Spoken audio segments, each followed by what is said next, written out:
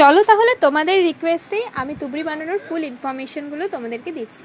তো তুবড়ি বানাতে মোটমাট লাগে হচ্ছে সালফার, মানে যাকে বলে গন্ধক, সোডা, লোহা চূর্ণ, আর লাগে হচ্ছে কাঠকয়লার গুঁড়ো।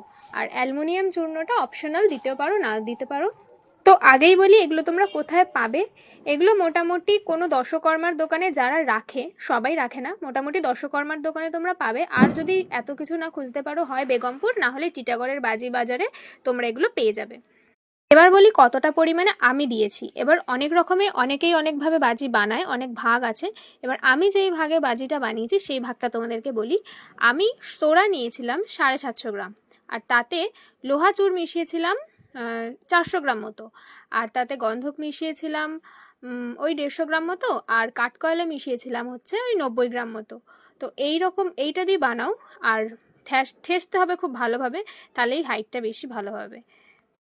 এই ভাগে যদি মিশিয়ে করো তাহলে আশা করছি ভালোই।